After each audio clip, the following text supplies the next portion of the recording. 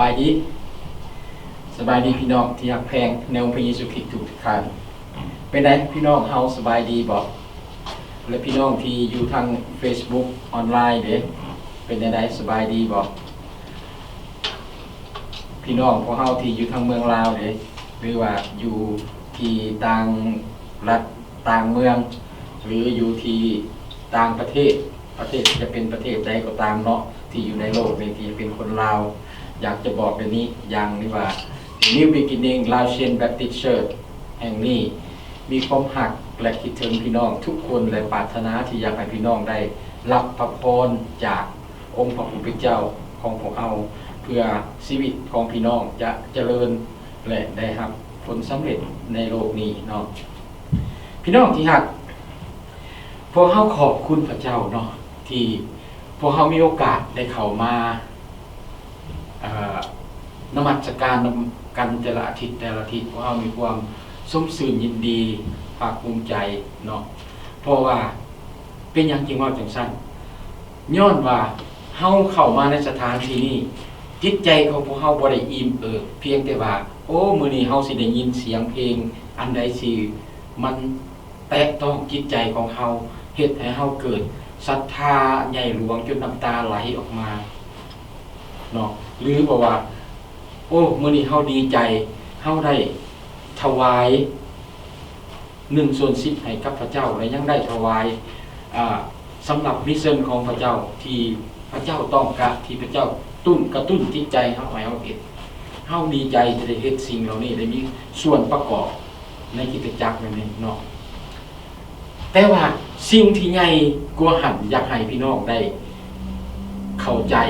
สิ่งเหล่านี้เป็นการดีและดีที่เฮามีจิตใจศรัทธาแบบนั้นแต่สิ่งหนึ่งที่ข้าน้อยอยากให้พี่น้องได้เอาใจใส่หลายที่สุดกว่าหันก็คือว่าเมื่อเฮาเข้ามานั่งในสถานที่แห่งนี้ให้เฮาตั้งใจใส่พระวจนะของพระเจ้าและเข้าใจว่าและฟังเสียงของพระเจ้าว่ามื้อนี้พระเจ้าต้องการอยากเว้าหยังกับเฮา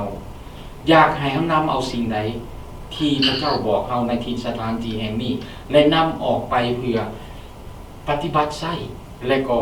เพื่อแผ่เมตตาให้กับคนทั้งหลายที่ยังบ่รู้จักพระองค์เนาะพระเจ้าต้องการอยากให้เฮาเฮ็ดสิ่งนี้ให้เฮาจับเอาประเด็นสำคัญที่พระเจ้าอยากเว้านำเฮาแต่ละอาทิตย์เนาะอาเมนขอบคุณพระเจ้าให้เฮาลบคืนเข้ามาหาพระวจนะของพระเจ้าและก่อนที่เฮาจะเข้าถึงพระวจนะของพระเจ้านั้นเฮาจะต้องอธิษฐานขอการทรงนำจากพระเจ้าเนาะสาธุการของพระบิดาเจ้าขอบพระคุณพระองค์เจ้าที่พระองค์ทรงประทานโอกาสและเวลาให้หมู่น้อยได้เข้ามานมัสการพระองค์เจ้าในสถานที่แห่งนี้ใน New Beginning Laotian Baptist Church แห่งนี้พระบิดาเจ้าขาในโอกาสต่อไปนี้หมู่น้อยท่านได้ยินได้ฟังพระวจนะของพระองค์ขอให้พระองค์ได้ทรงโปรดสำลักจิตใจของหมู่น้อยให้เป็นจิตใจที่บริสุทธิ์สะอาดเพื่อจะต้อนรับเอาถอยพระคำของพระองค์และพิเศษไปกว่านั้นก็ขอพระองค์ทรงโปรดประทานสติปัญญาให้กับข้าน้อยเพื่อให้กับหมู่น้อยเพื่อหมู่น้อยจะได้ใช้สติปัญญานี่เข้าในการได้ยินได้ฟังและพิจารณาและตึกตองถอยพระคำของพระองค์เพื่อนำมาประกอบใช้ในชีวิตประจำวันเพื่อให้ชีวิตของหมู่น้อยเจริญขึ้นในเส้นทางของพระองค์พระบิดาเจ้าขาส่วนตัวของข้าน้อยเองผู้ที่จะกล่าวพระวจนะก็เช่นเดียวกันข้าน้อยอ้อนวอนต่อพระองค์เจ้าขอพระองค์ทรงสถิตอยู่นำข้าน้อยในชั่วโมงนี้และขอพระองค์ทรงโปรดประทานสติปัญญาความกล้าหาญเพื่อว่าข้าน้อยจะได้ใช้สติปัญญานี้เข้าในการอธิบายทุกถ้อยคำเพื่อให้พี่น้องได้เข้าใจและนำประกอบใช้ฉะนั้นหมู่ข้าน้อยจึงอ้อนวอนต่อพระองค์และฝากชั่วโมงนี้ไว้ในพระหัตถ์อันทรงฤทธิ์ของพระองค์ในการทรงนำของพระองค์หมู่น้อยอ่อนวอนโดยความเชื่อในพระนามบริสุทธิ์ของพระเยซูคริสต์เจ้าเอเมนขอบคุณพระเจ้าเนาะพี่น้องพระคำที่มาถึงพวกเฮาในมื้อนี้ข้าน้อยใส่ชื่อหัวข้อว่าความจริงที่สำคัญความจริงที่สำคัญและความจริงอันใดที่สำคัญเป็นสิ่งที่สำคัญเนาะที่นอกเหนือจากความจริงในพระวจนะของพระเจ้าเนาะพระคัมภีร์ได้เตือนพวกเฮาเรื่อยมาว่าค ความจริงของพระเจ้านั่นพวกเฮาบ่ได้พบเห็นในเหตุผลของเฮาหรือว่าความคิดของมนุษย์ที่คิดขึ้นแต่พวกเฮาพบอยู่ในพระคัมภีร์ที่เป็นพระคำของพระเจ้าชั่วนิรันดร์และก็บ่มีการเปลี่ยนแปลงพระคำของพระเจ้าบ่มีการเปลี่ยนแปลงพระสัญญาของพระเจ้าบ่มีการเปลี่ยนแปลงพี่น้องดังนั้นในขณะที่พวกเฮาศึกษาร่วมกันในมื้อนี้ในพระคำเหล่านี้ให้พวกเฮาตั้งใจใส่แหละพวกเฮาศึกษาเบิ่งว่าพวกเฮาจะเห็นความแตกต่างและความโดดเด่นระหว่างความเข้าใจที่เกิดจากจิตใจของมนุษย์และสติปัญญาของพระเจ้ามันจะแตกต่างกันแบบใดความจริงมันจะแตกต่างอะไรเฮารู้ว่าความจริงบ่ได้อยู่ในความคิดของพวกเฮาบ่แม่นความคิดของพวกเฮาว่าเฮาคิดเป็นจริงและก็บ่แม่นเหตุผลที่เฮาอ้างขึ้นมาอยากให้พี่น้องได้ศึกษาเบิ่งในพระคำตอนนี้ในสุภาษิตบทที่16ข้อที่25ในสุภาษิตข้อนี้ได้เว้าดังนี้ผู้จัดการธุรกิจอย่างเฉลียวฉลาดจะพบของดีและคนที่วางใจในพระผู้เป็นเจ้าจะเป็นสุขคนใจฉลาดคนใจฉลาดคนใจฉลาดว่าเป็นคนมีความรอบคอบและความหวานแห่งยิ้มพิในแห่งยิ้มปากเพิ่มการเรียนรู้ข้อที่22ความเข้าใจเป็นน้ำพุแห่งชีวิตแก่ผู้ที่มีความเข้าใจแต่คำสั่งสอนของคนโง่เป็นความโง่จ้าข้อที่23ใจของนักปราชญ์เฮ็ดให้ปากของตนสุขุมและเพิ่มการเรียนรู้แก่หิมปากของเราข้อสุดท้าย24ถ้อยคำส้มสื่นเหมือนกับห้างผึ่งเป็นความหวานแก่จิตวิญญาณและเป็นอนามัยแก่กระดูก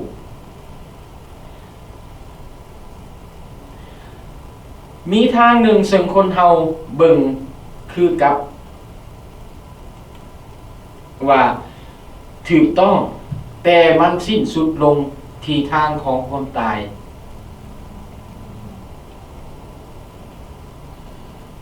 ฟังแล้วพี่น้องเป็นในในความคิดอย่างนี้พี่น้องในข้อความเหล่านี้เฮามาสังรวมเบิ่งพวกเฮาทุกคนมีใครเนี่ยบ่เคยมีข้อผิดพลาดเช่นอย่างบางครั้งพวกเฮาเห็นเฮาอาจเห็นบางสิ่งบางอย่างที่แตกต่างไปจากข้อมูลที่เฮาได้รับมาหรือเฮามีประสบการณ์กับมันบ่ตรงกันเป็นย้อนหยังมันเป็นย้อนว่ามันสิ่งหนึ่งที่เป็นขอบเขตจำกัดของมนุษย์ก็คือมนุษย์ของพวกเฮามีความเข้าใจที่จำกัด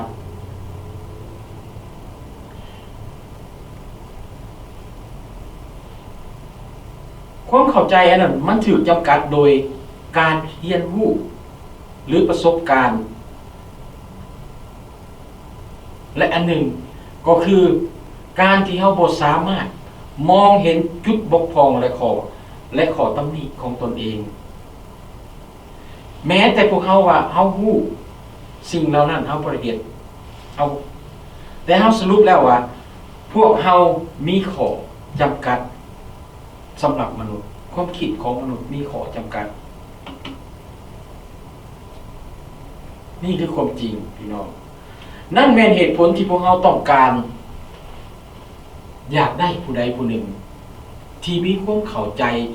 อย่างสมบูรณ์แบบ เพื่อช่วยชีวิตของพวกเราและผู้นั้นแม่นไผพี่น้องคิดเบิ่งผู้นั้นแม่นไผพระเจ้า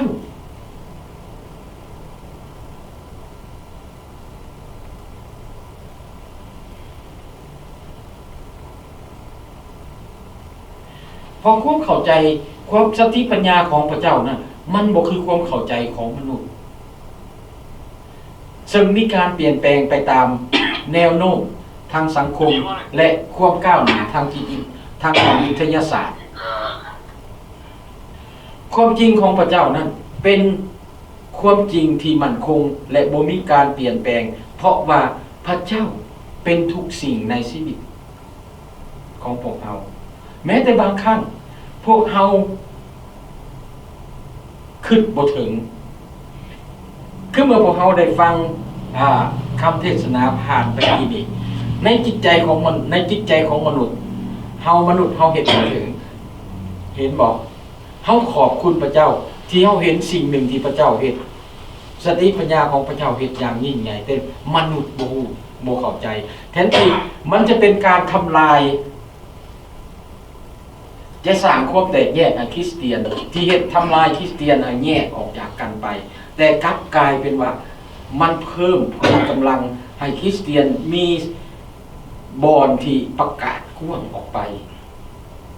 เห็นบ่แพร่ขยายออกไป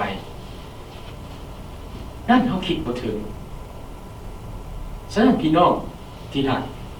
พิเศษสุดพี่น้องเฮาอยู่ประเทศลาวเมื่อเฮาถือการกดขี่ข่มเหงสิ่งเหล่านั้นอย่าตกใจอย่าน้อยใจให้เฮาอธิษฐานเพื่อเขาผู้ที่เขาข่มเหงเพราะเขาบ่ฮู้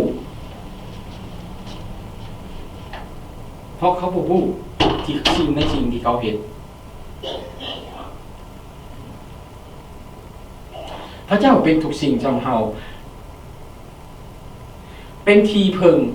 ในการบรรเทาทุกข์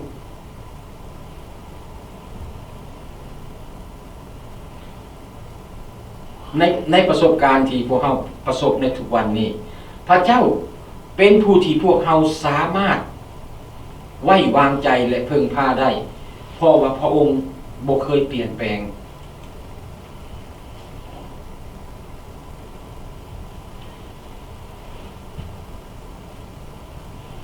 โลกที่พวกเขาอยู่ทุกวันนี้ในสมัยของลูกๆของพวกเขาที่เติบใหญ่นี่มันแตกต่างจากช่วงเวลาที่พวกเขามีประสบการณ์ได้รับประสบการณ์จากมันในเวลาที่พวกเขามีอายุเท่ากับพระเจ้าในเวลาเดียวนี้เขาเห็นโลกมันเกินเดินไปข้างหน้าและสิ่งต่างๆก็เปลี่ยนแปลงไปเขามีความรู้หลายกว่าที่พวกเขาเคยมีในประวัติศาสตร์ของโลกเมื่อเขาเทียบใส่ในเรื่องของเข้าใจในที่ผ่านมาของบรรพบุรุษของพวกเขาสามารถเห็นสิ่งต่างๆในความคิดที่เป็นแบบโบราณในสมัยก่อนในทศวรรษก่อนและบางอย่างก็เกิดขึ้นบางอย่างก็บ่เกิดขึ้นเนาะแต่ว่าถึงแม้ว่าเขาจะรู้หลายแต่ความรู้ของพวกเขาก็ยังน้อยอยู่กษัตริย์โซโลมอนอธิบายสิ่งที่มาจากการดำรงชีวิตตามสติปัญญาของพระเจ้าว่าเล่ากล่าวในข้อที่21ว่าเมื่อพวกเขาเข้าใจเรื่องหนึ่งพวกเขาจะพบความสำเร็จเมื่อพวกเขาวางใจพระผู้เป็นเจ้าพวกเขาจะประสบกับความสุขเมื่อพวกเขาเอาสติปัญญาของพระเจ้ามาใส่พวกเขาจะมีความเข้าใจหลายขึ้นเห็นบอกหลายคนอ้างแต่ความเข้าใจของตัวเองว่าตัวเองรู้จักหมดทุกอย่างแต่นั่นนี่เขาเห็นในไหนเขาเห็นว่าถ้าเขามีสติปัญญาของพระเจ้าเขาเข้าใจเรื่องนี้เขาจะพบว่าเขาสำเร็จแล้วเกี่ยวกับความเข้าใจตัวนี้เมื่อเขาวางใจในพระผู้เป็นเจ้า เฮาฮู้ว่าเฮาจะประสบกับความสุขที่พระเจ้าจะประทานให้เฮาแต่ว่าเฮาเมื่อเฮาเอาสติปัญญาของพระเจ้าเข้ามาใส่เฮาเฮ็ดหยังมันเป็นหยังเกิดขึ้นสติของปัญญาของพวกเฮาจะเกิดขึ้นสติของปัญญาพวกเฮาพบเห็นในวิธีความคิดในข้อที่22เพิ่นว่าความเข้าใจเป็นน้ำพุแห่งชีวิตแก่ผู้ที่มีความเข้าใจเห็นบ่ถ้าเฮามีสติปัญญาของพระเจ้าความเข้าใจของพวกเฮามันเป็นหยังมันเพิ่มพูนมันใหญ่ขึ้นและการเว้าของพวกเฮาจะเป็นจังได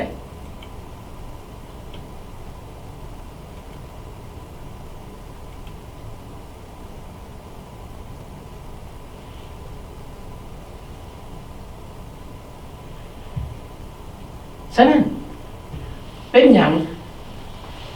การได้รับสติปัญญาของพระเจ้ามันจึงสำคัญหลายในข้อที่25ได้บอกพวกเฮาว่าถึงแม้นว่าวิธีคิดของพวกเฮาอาจเบิ่งคือว่าถูกต้องแต่ถ้าเฮาบ่ติดตามสติปัญญาของพระเจ้าและบ่ดำรงชีวิตไปตามความจริงของพระเจ้าความคิดของพวกเฮาคิดว่ามันดีมันอาจจะนำเฮาไปสู่ความตายทั้งฝ่ายจิตวิญญาณพี่น้องที่รักพวกเฮามักจะได้ยินอยู่เรื่อยๆ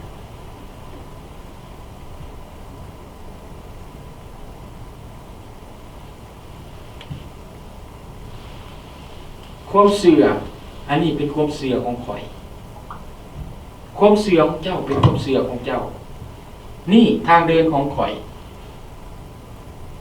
อันนั้นคือทางเดินของเจ้า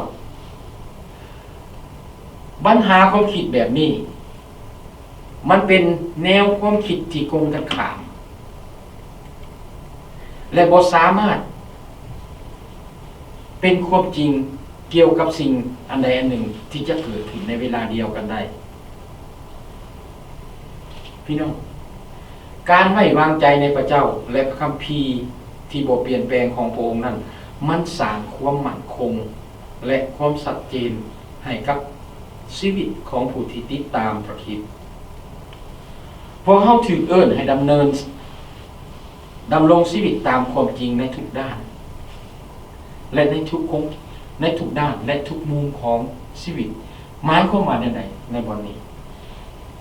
ในทุกด้านทั้งด้านฟิสิกอลและทั้งด้านจิตวิญญาณการดำเนินชีวิตของพวกเฮาถ้าเฮาอยู่ในถ้อยคำของพระเจ้าแม้แต่การดำเนินชีวิตทางฝ่ายเนื้อหนังของพวกเฮามันจะต้องกงกันกับชีวิตฝ่ายจิตวิญญาณของพวกเฮาที่ยอมรับพระเจ้ามันจะบ่ขัดแย้งกันพี่น้องถ้าพวกเฮาที่นั่งอยู่ในนี้ถ้าการปฏิบัติของพวกเฮากงกันข้ามกับฝ่ายจิตวิญญาณของพวกเฮาที่เฮาบอกว่าเฮาเชื่อพระเจ้าด้วยสุดจิตสุดใจแต่ว่าเฮายังมีความอิจฉาความย่านลืนพี่น้องในการที่พี่น้องใส่ใจในพระวจนะพี่น้องคนใดคนหนึ่งใส่ใจในพระวจนะของพระเจ้าและเขามีสมรรถภาพดีขึ้นกว่าเฮานั่นมันกงกันข้ามกันแล้วถ้าเฮาไปพร้อมเฮาจะดีเฮาจะสมสื่นยินดีนำเขาที่เอาใจใส่ต่อพระวจนะของพระเจ้าและเฮาอยากจะพัฒนาตัวเองของเฮาขึ้นให้ดีอีกพระคำของพระเจ้ามันบ่ขัดแย้งและมันก็บ่ทำลายของเฮา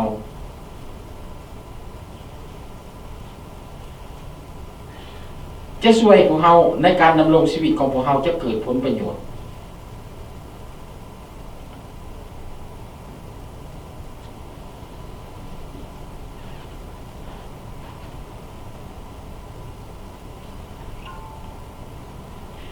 เพราะว่าการดำรงชีวิตตามความจริงของพระเจ้าบ่เพียงแต่เป็นประโยชน์ต่อเฮาเท่านั้นพี่น้องแต่มันยังเป็นประโยชน์และมีพลังต่อคนอื่นที่สรรเสริญในองค์พระผู้เป็นเจ้าของพวกเฮาที่เขาอยากจะติดตาม พระเจ้า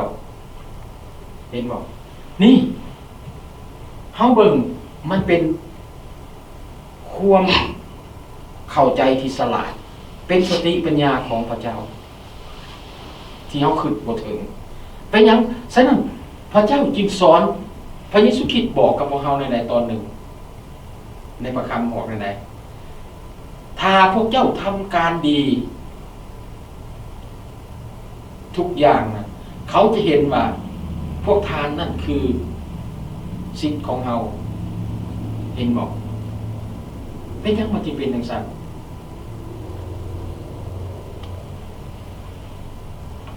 นั่นแหละมันเป็นจังซั่นก็ย้อนว่ามันเป็นพลังงานอันหนึ่งที่ดึงดูดคนที่ยังไม่ได้รู้จักกับองค์พระเยซูคริสต์เฮ็ดให้เขาอยากเข้ามาหาเขายิงข่มเหงเขายิงทำลายเขายิงดูถูกคริสเตียนแต่คริสเตียนปล่อยความหักเป่งความหักออกไปให้กับพระเจ้าแต่ในที่สุดเป็นยังเขาต้องยอมรับว่าจิตใจคริสเตียนนั้นดีเลิศสุภาษิตบทที่31ข้อ1 5ข้อ4ได้เว้าดังนี้ถ้อยคำของอากูลูกชายของเยเกนคือคำทำนวยของเราชายคนนั้นเว้ากับอิทีเอนและอูการว่าแท้จริงแล้วข้าพระเจ้าก็โง่หลายกว่าคนอื่นๆข้าพระเจ้าบ่มีความเข้าใจอย่างมนุษย์ข้าพระเจ้าบ่เคยเรียนรู้ปัญญาทั้งหมดปัญญาทั้งบ่มีความรู้ของผู้บริสุทธิ์คือบ่มีความรู้เรื่องของพระเจ้าไผแดขึ้นไปยังสวรรค์หรือลงมาไผแดรวบรวมลมไว้ในกำมือของเพิ่นไผแดเคยเอาเครื่องแต่งกายห่อน้ำไว้ไผแดสถาปนาที่สุดปลายแห่งแผ่นดินโลกไว้ในนามของผู้นั้นว่าแนวใด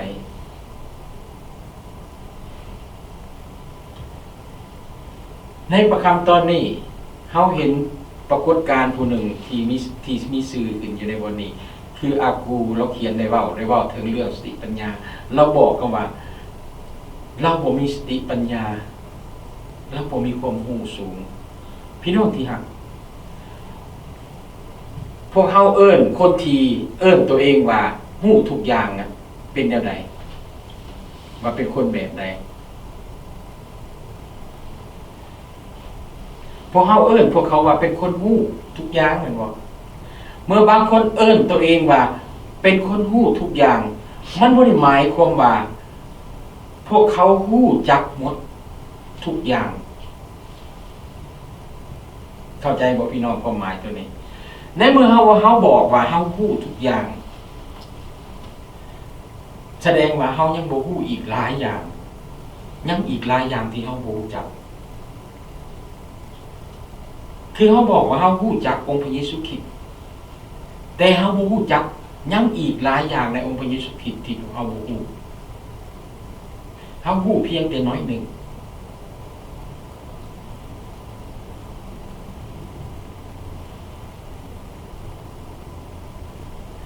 และคำที่บอกว่าตัวเองเว้าว่าตัวเองรู้ทุกอย่างน่ะบ่ได้แม่นว่าเป็นคำที่ย่อมย่อเมื่อเขาถือเอิ้นแบบนั้นแต่มันเป็นคำเว้าที่เฮ็ดให้เฮากลายเป็นคนอวดองค์ทะนงตัวดังนั้นถ้าเฮาจะรับสติปัญญาของพระเจ้าเฮาจะเฮ็ดจังไดพี่น้องก่อนอื่นเมื่อถ้าพวกเฮาจะรับเอาสติปัญญาของพระเจ้าพวกเฮาต้องถ่อมตัวลงและยอมว่าพวกเฮาบ่รู้จักหมดทุกสิ่งอันนี้มันเป็นเอกลักษณ์และอัจฉริยะของชายคนหนึ่งที่กล่าวในพระคัมภีร์ที่ชื่อว่าอากูในเวลานี้ พวกเขาได้อ่านแล้วเขาก็รู้จักแฟมิลี่ของเราในสุภาษิตขอในสุภาษิตบทที่30บางครั้งหนังสือตัวนี้ที่ได้รับการค้นคว้ามาเขาเจ้าหนังสืออากูบางเทื่อแล้วเฮาเบิ่งอากูนี่ถ้าเฮาอ่านเบิ่งนี่เฮาเบิ่งแล้วมันเป็นคือว่าเราเป็นนักปรัชญานักปรัชญาหรือว่าเป็นคนที่มีสติปัญญาเราอาจจะเป็นผู้ที่ฉลาดที่สุดที่พวกเราเคยเห็นนอกจากกษัตริย์โซโลมอนส่วนหลายเขาเห็นแต่เรื่องของกษัตริย์โซโลมอนที่เห็นว่ามีสติปัญญานำเลิศที่กล่าวถึงสติปัญญานะเห็นบอกแต่เขาเห็นสิ่งหนึ่งที่ในพระคัมภีร์ที่ยังแนวเห็นเนาะดังนั้นการรวบรวมเอาคำเว้าของเราไว้ในหนังสือสุภาษิตนี้บางเทื่อก็อาจจะว่าสื่อของเรานั้นมีความหมายที่ดีสำหรับผู้ที่เก็บกรรมหรือว่าผู้รวบรวมคำเว้าของเราอาจเฮ็ดให้พวกเรารวบรวมเอาความรู้และความไว้วางใจและเฮ็ดตามพระประสงค์ของพระเจ้าตามทิศทางของพระวิญญาณบริสุทธิ์นำพาพวกเรา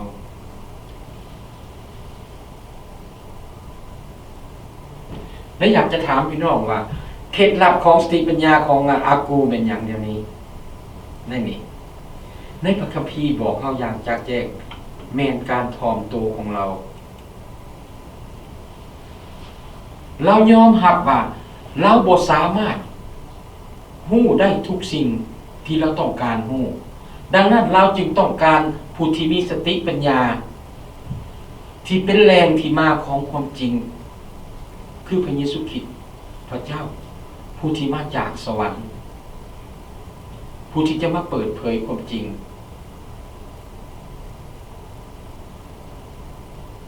แม่นบ่พี่น้องในข้อทีนี้ที่เขาอ่านประคำตัวนี้เขาเห็นว่าเราได้ประกาศอย่างชัดเจนต่ออีทีเอ็นและอากูลว่าเราในการที่จะฮู้ทุกสิ่งนั้นเราอิดเมื่อยเราอ่อนเพลีย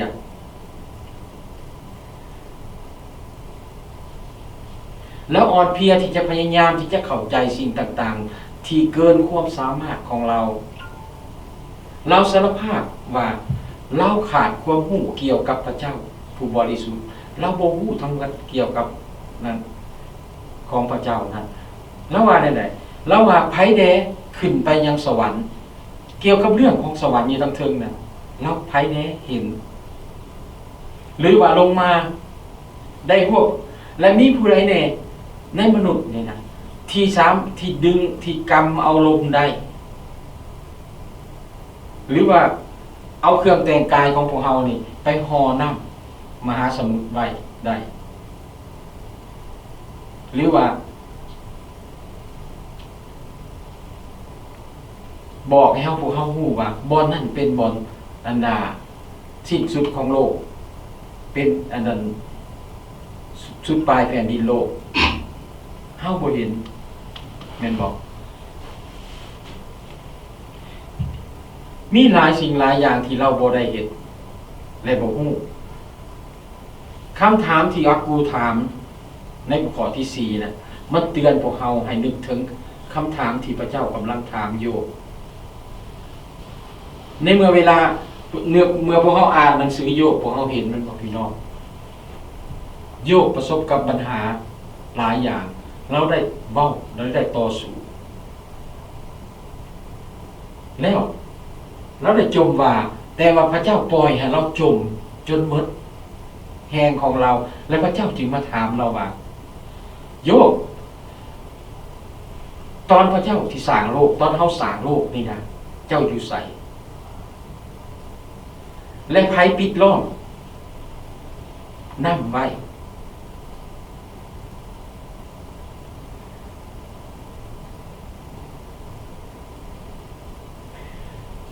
และเส้นทางไปสู่บ่อเกิดแห่งความสว่างหันอยู่ไสไผเอาปัญญาไว้ใน เอาปัญญาไว้ในใจในความเข้าใจเกตให้กับจิตใจของพวกเราเป็นผู้ใดเป็นผู้เอาสิ่งเหล่านั้นให้พระเจ้าทานถ้าพี่น้องอยากอ่านให้พี่น้องไปอ่านเบิ่งอยู่ในโยบอันนั้นบทที่38เราจะเห็นที่พระเจ้าเว้าในนี้กับโยบความเข้าใจต่างๆที่เราสามารถเข้าใจเรื่องของพระเจ้าได้แม่นให้เอาเข้าใส่ในจิตใจของเรายกตัวอย่างได้ง่ายๆพี่น้องในเมื่อก่อนที่เฮาบ่ได้รู้จักกับองค์พระเยซูคริสต์พระเจ้า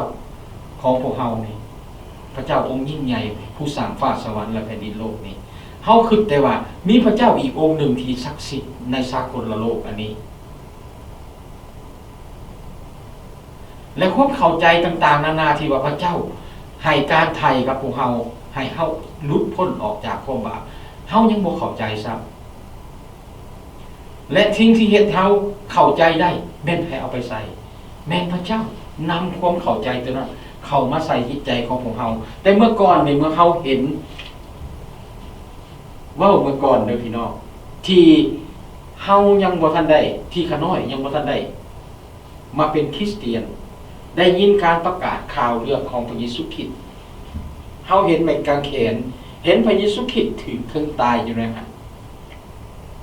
ครึ่งอยู่นะฮะเฮาก็เห็นว่านั่นคือนักโทษประหารชีวิตและการที่ถูกประหารชีวิตนั้นเป็นยังไงคือคนที่กระทำบาปหรือคนที่กระทำชั่วอย่างกระหันมหันต์ที่ถูกตัดสินให้ประหารชีวิตเฮาเข้าใจแค่นั้นนั่นบ่สิมาเป็นพระเจ้าของพวกเฮาแต่ว่าเมื่อพระเจ้านำความเข้าใจให้กับเฮาเห็นถึงความเสียสละที่ยิ่งใหญ่ของพระเจ้าที่สละพระบุตรของพระองค์ให้เข้ามาในโลกนี้เพื่อให้ทำสิ่งนี้เพื่อชีวิตของพวกเฮาที่วางใจเชื่อในพระองค์นั้นเฮาจะหลุดพ้นย้อนพระโลหิตของพระองค์ที่สำระล้างจิตใจของพวกเฮาเฮ็ดให้เฮาเกิดความเข้าใจและสิ่งเหล่านี้เป็นไผเอาเข้าใส่ในจิตใจของพวกเฮาก็แม่นพระเจ้าเอาเข้าใส่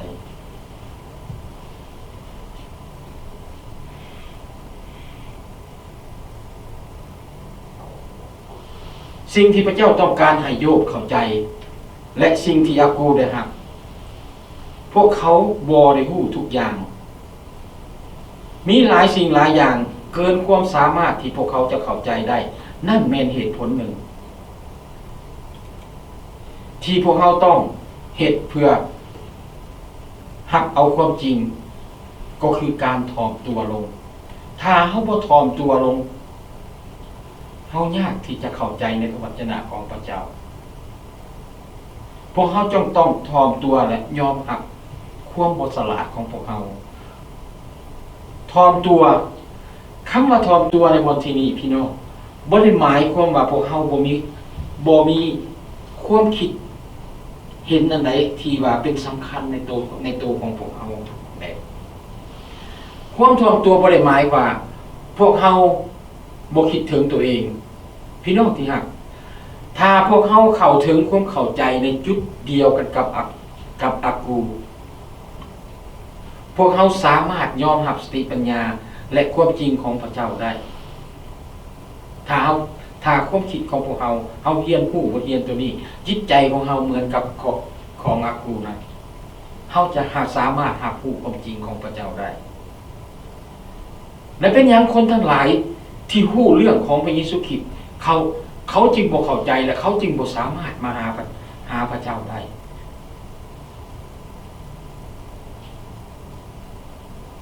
บางคนให้ความคิดต่างๆนานา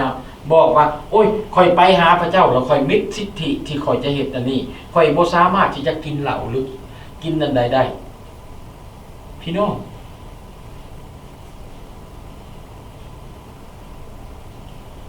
บ่ต้องห่วงสิ่งเหล่านั้น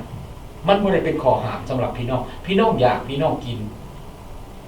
แต่ว่าชีวิตฝ่ายจิตวิญญาณของพี่น้องเป็นสิ่งที่สำคัญกว่าถ้าพี่น้องยอมเข้ามายอมก้มให้พระเยซูคริสต์นั่งลงฟังพ ระเยซูคริสต์พี่น้องจะเกิดความเข้าใจและเหล่านั้นมันหายไปเอง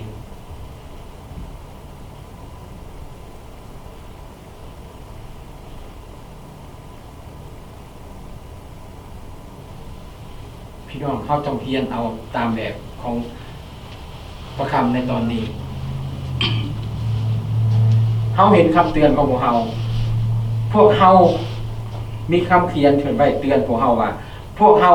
บ่จำเป็นต้องปฏิเสธความรู้ความเข้าใจของพวกเขาเพื่อไปเสื่อไว้วางใจในพระคัมภีร์แต่พวกเขาต้องปฏิเสธความภาคภูมิใจของพวกเขาคืออันใดคือเมื่อใดก็ตามถ้าเขาภูมิใจในสติปัญญาในความรู้ของเราว่าความรู้ของพวกเรานี่เป็นสิ่งที่ดีเลิศกว่าพระเจ้าแล้วนั่นคือเฮาบ่ได้สติปัญญาของพระเจ้าเฮายอมรับสติปัญญาของพระเจ้าบ่ได้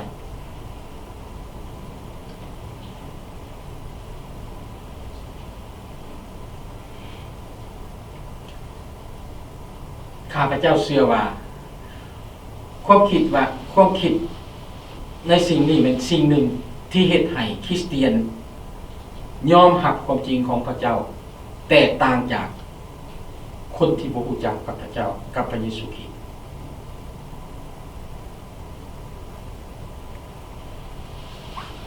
สุภาษิตบทที่30ข้อที่5หาข้อที่6ได้เว้าดังนี้พระธรรมทุกข้อพระธรรมทุกคำของพระเจ้านั้นก็บริสุทธิ์พระองค์ทรงเป็นโลแก่บรรดาผู้ที่วางใจในพระองค์อย่าเพิ่มหยังเข้ากับพระคำอย่าเพิ่มหยังเข้ากับพระธรรมของพระองค์ย่านว่าพระองค์จะทรงตำหนิตีเตียนเจ้าและจะเห็นว่าเจ้าเป็นคนขี้ตัว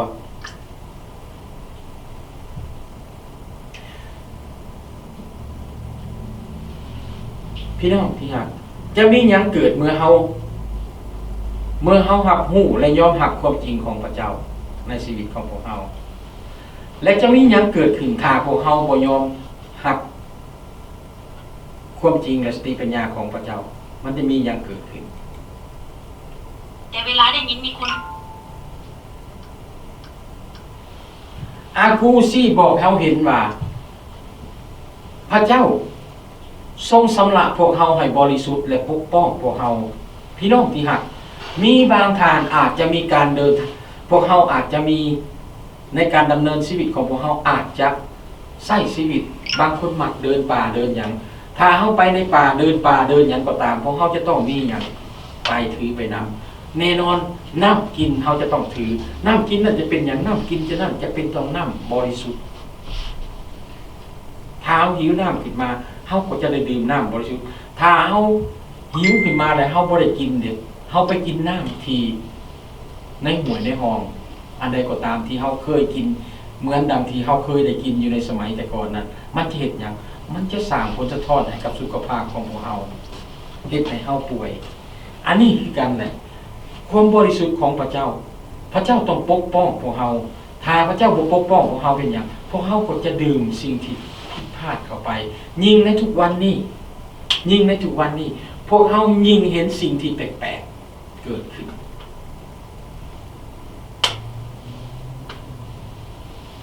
พี่น้องได้เรียนรู้จากองค์พระเยซูคริสต์บอกกับพวกเฮาในไหนเกี่ยวกับเรื่องpeace เรื่องสันติสุขพระเยซูคริสต์บอกกับพวกเฮาว่าเฮาให้สันติสุขแก่พวกเจ้าบ่เหมือนกับโลกให้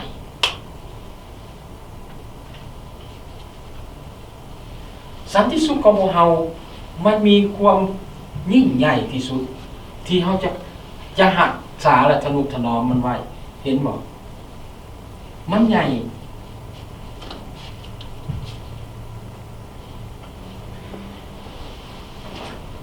พี่น้องในการที่จะเฮ็ดให้น้ำบริสุทธิ์นี่เฮาเฮ็ดได้หลายวิธีแม่นบ่เฮาอาจจะใส่เครื่องกรองน้ำหรือว่าเฮาจะใส่ต้มหรือว่าเฮาจะใส่อุปกรณ์ที่พวกเฮาสามารถพกพาไปนำได้เป็นเครื่อง ที่เป็นเครื่องที่เฮ็ดเครื่องน้ำต้องน้ำให้แต่ว่าสิ่งหนึ่งที่จะเฮ็ดให้จิตวิญญาณของพวกเราบริสุทธิ์ได้นั่นคือพระคำของพระเจ้าที่สำลักล้างจิตใจของพวกเราเคยได้ยินบ่ที่พระเยซูคริสต์บอกกับเราทาสาวกพวกเจ้าถึงสำลักแล้วด้วยถ้อยคำของเราถ้าเฮาฟังพระคำของพระเจ้าเฮารับเสื้อของพระเยซูคริสต์รับบัพติศมาได้รับการสำลักล้างจากใจจากนั้นแล้วเมื่อเฮาได้รับการก่อสร้างขึ้นถ้าเฮารับพระคำของพระเจ้ายิ่งจะสร้างให้เฮามีความบริสุทธิ์ขึ้นมีทางเดียวก็คือพระคำของพระเจ้าที่สำลักพวกเฮาให้บริสุทธิ์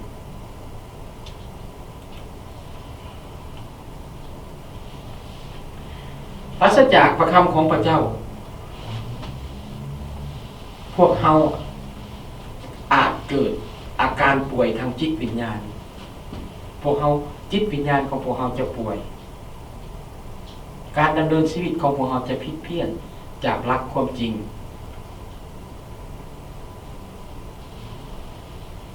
พระคัมภีร์เตือนสติพวกเฮาเกี่ยวกับความจริงของพระเจ้าว่ามันเป็นพระคำที่เหมาะสมและสมบูรณ์แบบบ่มีหยังที่จะเฮ็ดที่จะนำเข้าสู่จิตใจของพวกเฮาได้และพระคำของพระเจ้าบ่เคยทำลายพวกเฮาบ่เคยทำลายจิตใจของพวกเฮามีแต่เสริมสร้างจิตใจของพวกเฮามันแตกต่างจากหลักปรัชญาหลักศาสนาที่พวกเขาพบในทุกวันนี้มันมีความชั่วร้ายและความชั่วร้ายบางอย่างนั้นอยู่ในหันนะเฮาเบิ่งมันเฮ็ดให้พวกเฮาติดพันมันได้ง่ายจนว่าเฮาบ่สามารถว่ามันจริงหรือบ่จริงนี่พี่น้องควรระวังและซาตานมันก็ใช้จิตวิญญาณอันนี้แหละที่ทำลายคริสเตียนของพวกเฮาที่เฮ็ดให้จิตวิญญาณของคริสเตียนของพวกเฮาอ่อนลงเฮ็ดให้จิตวิญญาณของพวกเฮาบ่สะอาด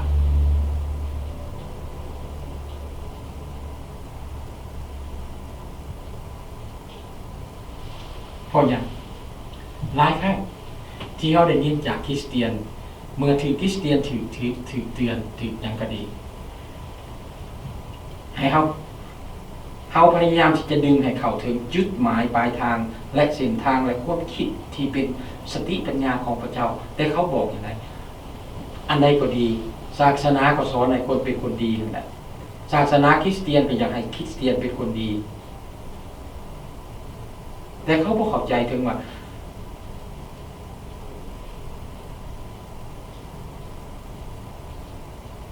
พระคำของพระเจ้ากำลังสำลักเขาให้เขาเห็นตนโตที่แท้จริงของเขาชีวิตที่แท้จริงของเขาคือชีวิตจิตวิญญาณของเขานั้นคือการสำลักจิตวิญญาณของเขาเพื่อให้เขาให้โตของเขาสะอาดนะให้จิตใจของเขาเปิดเดินไปกับพระเจ้านั้นเพราะเขารู้อยู่แล้วว่าทุกสิ่งอย่าง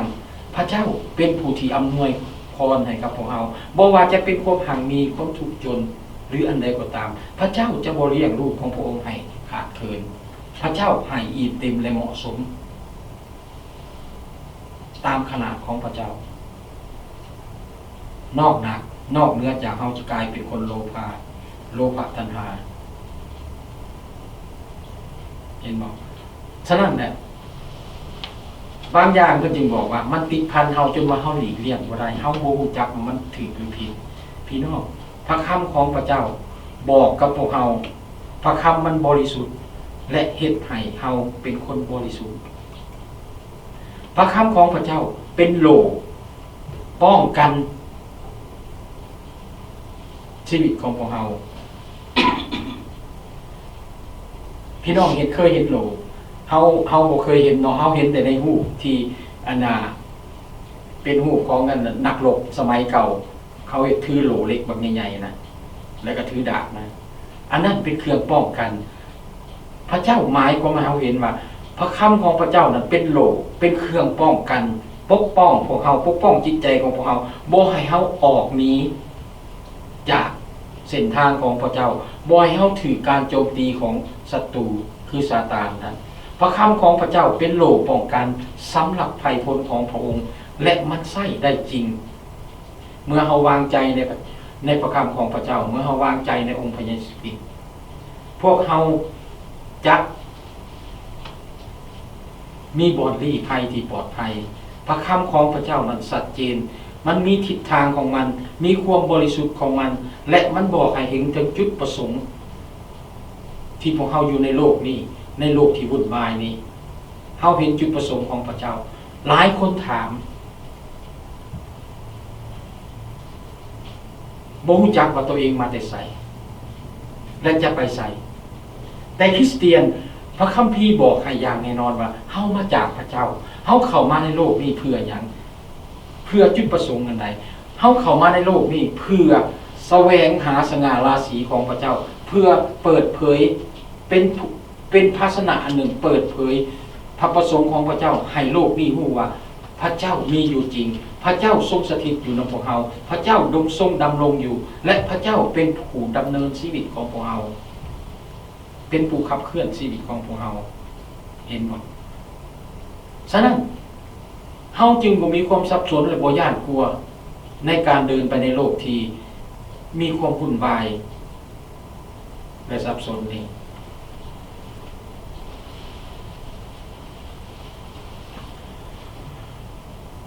ในพระสัญญาใหม่พระเยซูคริสต์ได้บอกได้ประกาศตัวเองให้พวกเราเห็นอย่างคักแน่พระองค์บอกนะครับว่าใดๆเฮาคือทางนั้น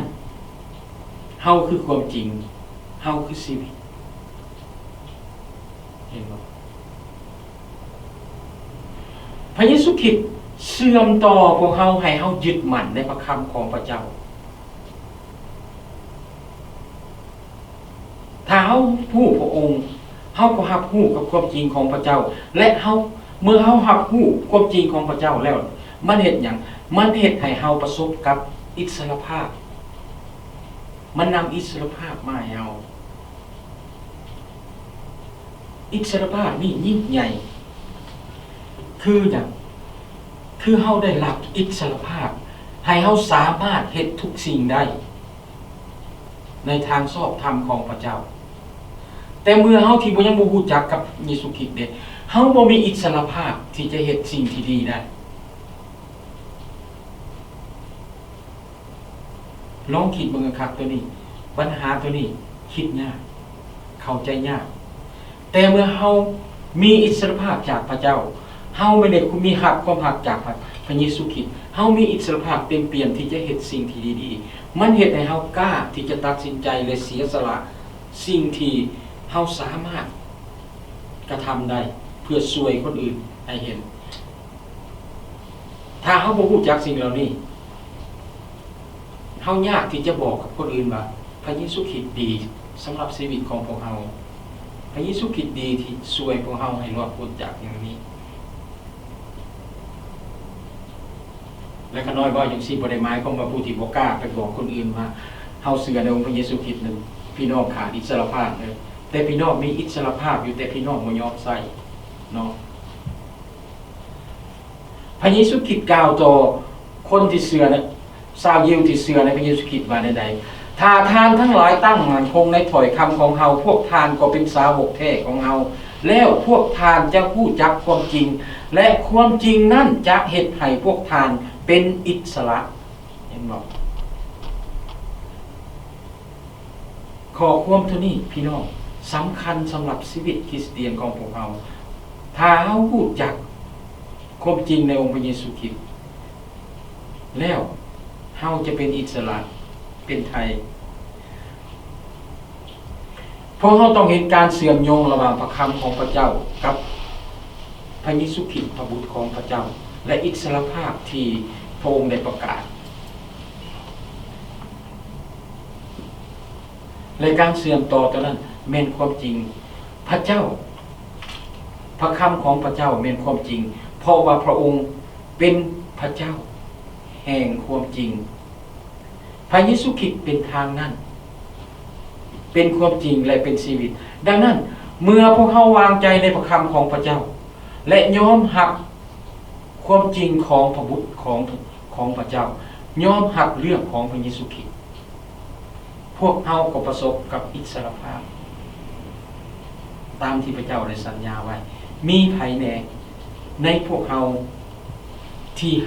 ยอมรับว่าพระเยซูคริสต์เป็นพระบุตรของพระเจ้าพระเยซูคริสต์เป็นพระผู้โปรดในชีวิตของพวกเราแล้วแต่พี่น้องยังบ่มีสันติสุขเป็นไปบ่ได้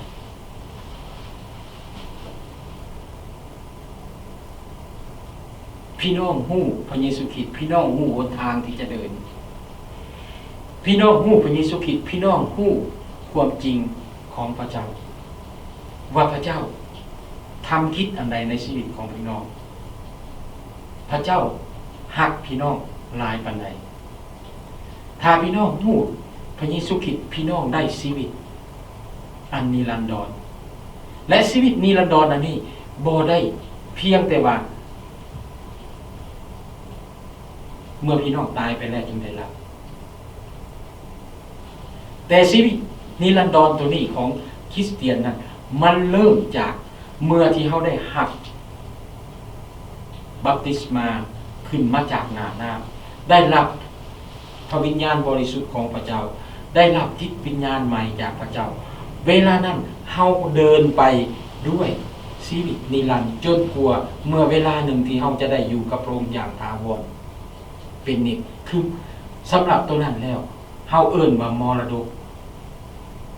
สำหรับคริสเตียนแต่สำหรับคนที่บ่รู้จักนะมันเป็นชีวิตนิรันดรที่รอท่าเขาอยู่ขน้อยบ่อยากว่าความตายที่รอท่าเขาเห็นบ่พี่น้องฉะนั้นถ้าเฮารู้จักยอมรับความจริงของพระเจ้ายอมรับพระบุตรของพระเจ้าได้เฮาจะประสบกับอิสรภาพและเฮาจะเห็นพระสัญญาของพระเจ้าเกิดขึ้นในจิตใจของพวกเราขอพระเจ้าอวยพรอาเมนขอบคุณพระเจ้า